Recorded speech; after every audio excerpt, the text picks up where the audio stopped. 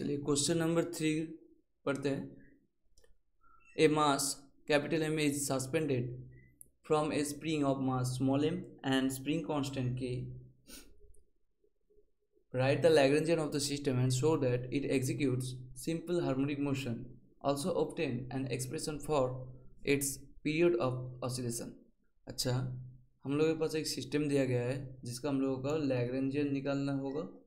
अच्छा रुक जाइए, लैग्रेंजियन निकालना है और हम लोगों को निकालना है कि इसका जो मोशन होगा वो सिंपल हार्मोनिक मोशन होगा। और इसके लिए हम लोगों को और एक जो एक्सप्रेशन है क्या, पीरियड ऑफ ऑसिलेशन का एक्सप्रेशन निकालना होगा। तो चलिए कैसे करेंगे, हम लोग पहले डायग्राम ड्रॉ करेंगे। तो इसके लिए हमें पता है कि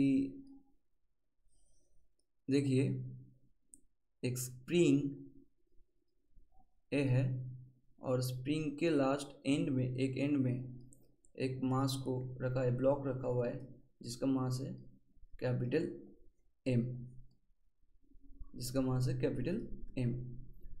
तो इधर हम लोग स्प्रिंग का जो पूरा लेंथ है वो L समझते हैं, ठीक है। और स्प्रिंग का जो मास है वो है स्मॉल m, ठीक है। और जैसे कि इधर हम लोगों को लैग्रेंजियन निकालना है, तो इसके लिए हम लोग क्या करेंगे, लैग्रेंजियन निकालने के लिए हम लोगों को पता है होना चाहिए लैग्रेंजियन क्या होता है। लैग्रेंजियन इक्वल्स टू होता है T माइनस बी, मतलब kinetic energy minus potential energy होता है, यही होता है। तो पहले काइनेटिक एनर्जी को डिटरमाइन करना पड़ेगा और फिर पोटेंशियल एनर्जी को डिटरमाइन करना पड़ेगा। तो इधर समझ लेते हैं x इक्वल्स टू 0 है और इधर x डिस्प्लेसमेंट y है, ठीक है, मोशन में इसलिए। तो अभी हम लोग लिखेंगे काइनेटिक एनर्जी का एक्सप्रेशन। काइनेटिक एनर्जी क्या क्या होगा देखते हैं। तो काइनेटिक एनर्जी जानने के लिए पहले हम लोग को पता करना है, इधर दो ऑब्जेक्ट है, एक स्प्रिंग है और एक ब्लॉक है, तो इन दोनों का ही काइनेटिक एनर्जी होगा। तो ब्लॉक का जो काइनेटिक एनर्जी होगा वो होगा हाफ mv²। m कितना है कैपिटल M, मास कितना है कैपिटल M, और वेलोसिटी कितना है x डॉट स्क्वायर, क्योंकि x डिस्प्लेसमेंट है तो x डॉट मतलब dx/dt होता है और यही होता है वेलोसिटी। ये हम लोग जानते हैं पहले से। तो अभी ब्लॉक का निकल चुके हैं, तो स्प्रिंग का निकालेंगे। अभी स्प्रिंग का जो काइनेटिक एनर्जी होगा वो होगा हाफ mv², पर इधर स्प्रिंग का जो मास है वो यूनिफॉर्मली डिस्ट्रीब्यूटेड है। जब स्प्रिंग कॉम्प्रेशन होगा और एक्सटेंशन करेगा तो उसमें मास का वैरी होगा और हम लोगों को काइनेटिक एनर्जी का भी परिवर्तन दिखाई देगा। तो पूरा जो स्प्रिंग का काइनेटिक एनर्जी है उसे निकालने के लिए हम लोगों को क्या करना पड़ेगा देखते हैं। तो इधर हम लोग क्या करेंगे, स्मॉल एक पोर्शन को कंसीडर करेंगे, जो स्मॉल पोर्शन t डिस्टेंस पे होगा, ठीक है। और ये जो स्मॉल पोर्शन है ये होगा dt, ठीक है। तो अभी इसका मास निकालेंगे तो क्या होगा देखते हैं। हाफ मास निकालने के लिए हम लोगों को पहले से लेट करना होगा कि late row is mass per unit length. इसे हम लोगों को लिखना ही होगा, नहीं तो इंटीग्रेशन नहीं होगा। मास पर यूनिट लेंथ मतलब रो इक्वल्स टू क्या होगा m बाई पूरा स्प्रिंग का जो लेंथ है वो है l, small m by l है। तो अभी dt पोर्शन के लिए हम लोगों के पास मास कितना आएगा, रो इंटू dt, यही होगा मास ऑफ dt पोर्शन, ठीक है।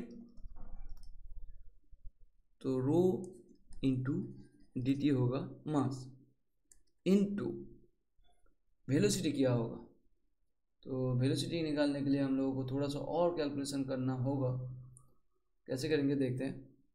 कि समझते हैं हम लोग कि इधर हम लोग के पास है एल जो पूरा लेंथ है उसका वेलोसिटी कितना है एक्स डॉट, ठीक है। इस सिस्टम का वेलोसिटी यही है ना एक्स डॉट, इसलिए तो यूनिट लेंथ में कितना होगा एक्स डॉट बाई एल, और टी लेंथ का जो वेलोसिटी कितना होगा वो निकालेंगे तो हम लोग के पास आएगा एक्स डॉट, अच्छा इधर थोड़ा सा अच्छे से लिखते हैं, तो इधर आएगा टी के लिए हम लोग के पास कितना आएगा देखते हैं। टी के लिए आएगा T into x dot into L आएगा, यही होगा। हम लोग को पता है ना टी के लिए कितना आएगा x dot in by L into T होगा, यूनिटरी मेथड है, ठीक है। तो हाफ एम भी स्क्वायर होता है, स्क्वायर होगा इधर, और जैसे कि हम लोग के पास डी टी है मतलब स्मॉल पोर्शन है, तो इसके लिए हम लोगों को क्या करना पड़ेगा इंटीग्रेशन करना पड़ेगा पूरा स्प्रिंग के लिए काइनेटिक एनर्जी को निकालने के लिए। तो इधर 0 से एल तक इसका लिमिट होगा, तो चलिए अभी निकालते हैं। हाफ रो इंटू क्या क्या कांस्टेंट उसे निकाल लेते हैं, x dot square by L square बाहर आ जाएगा और रहेगा अंदर इंटीग्रेशन के अंदर T square into D T. तो चलिए इंटीग्रेशन बहुत इजी है, half M rho x dot square by L square into L cube by 3 आएगा इंटीग्रेशन करने के बाद। तो इधर से हम लोग लिख सकते हैं half M rho into L into x dot square by 3। Rho into L क्या होता है देखिए, इधर से यही जो एक्सप्रेशन है ना इधर से हम लोग लिख सकते हैं M equals to rho into L, और इससे हम लोग लिखेंगे total mass of the spring, ठीक है। Half small m x dot square, अच्छा हाफ 3 और 2 को मल्टीप्लाई कर देते हैं तो 1/6 आ जाएगा। चलिए अभी हम लोग निकाल चुके हैं जो ब्लॉक और स्प्रिंग दोनों का ही काइनेटिक एनर्जी, तो टोटल काइनेटिक एनर्जी क्या होगा वो लिख लेते हैं। The total kinetic energy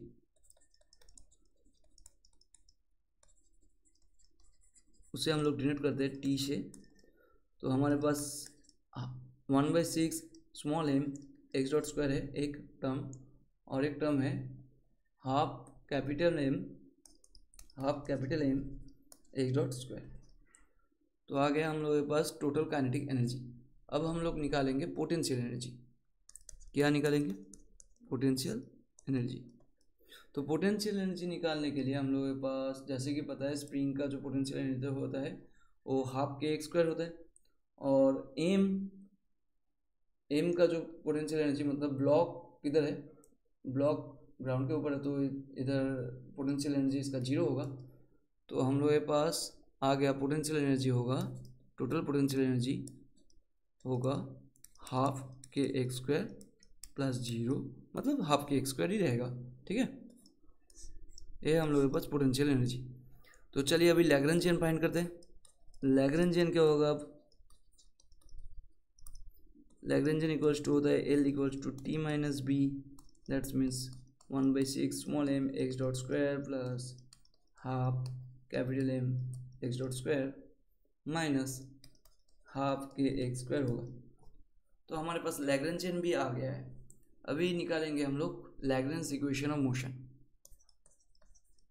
Lagrange equation of motion निकालने के लिए हम लोगों को पता करना है कि जनरलाइज्ड कोऑर्डिनेट क्या होगा। इधर जनरलाइज्ड कोऑर्डिनेट एक ही है, वो है एक्स, सही है, और एक्स डॉट भी है। तो देखते हैं एक्स के लिए हम लोग कैसे निकालेंगे जनरलाइज्ड कोऑर्डिनेट। एक्स और एक्स डॉट है तो कैसे निकालेंगे देखते हैं। तो इसके लिए हम लोग निकालेंगे Lagrange's equation del L by del x dot minus del L by del x equals to 0। तो इसे डिफ्रेंशिएट करेंगे एक्स डॉट के रेस्पेक्ट में, तो क्या मिलेगा हम लोग के पास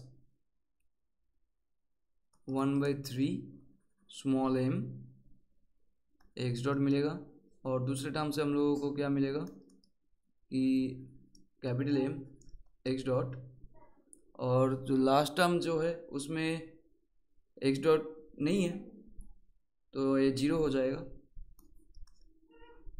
माइनस, और लैग्रेंजियन को हम लोग डेल एक्स के रिस्पेक्ट में डिफरेंशिएट करेंगे तो क्या मिलेगा, हम लोगों के पास आएगा माइनस के एक्स आएगा। तो अभी हम लिखेंगे कि इधर m/3 एक्स डबल डॉट आएगा, क्योंकि dt से हम लोग के t के रेस्पेक्ट में डिफरेंशिएट कर रहे हैं, इसलिए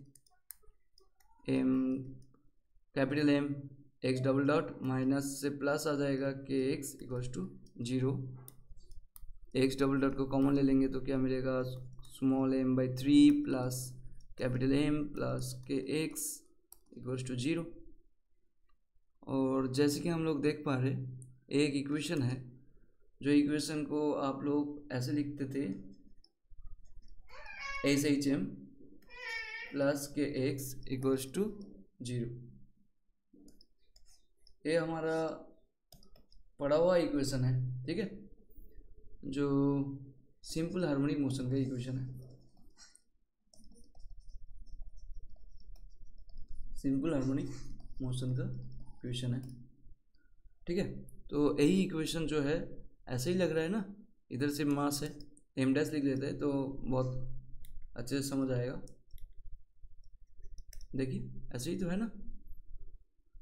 तो अभी देख हम लोग ने दो जो क्वेश्चन का 2 पार्ट है वो कर लिए कि लैग्रेंजियन ऑफ सिस्टम निकाल लिया, और जो सिस्टम का जो मोशन है वो सिंपल हार्मोनिक मोशन है वो भी हम लोग निकाल चुके हैं। लास्ट हम लोगों को निकालना है कि टाइम पीरियड। टाइम पीरियड निकालने के लिए हम लोग क्या करेंगे, हम लोगों को पता है जो सिंपल हार्मोनिक मोशन का टाइम पीरियड होता है वो क्या है, 2π√m/k। इधर m डैश आएगा तो m डैश क्या होगा, 2π m डैश होगा small m/3 plus capital M/k। तो यही आएगा हम लोग के पास टाइम पीरियड का एक्सप्रेशन। तो देखिए हमारे पास जो क्वेश्चन था वो हम लोग सॉल्व कर चुके हैं, ठीक है। ये हमारे पास आ गया टाइम का एक्सप्रेशन, ठीक है।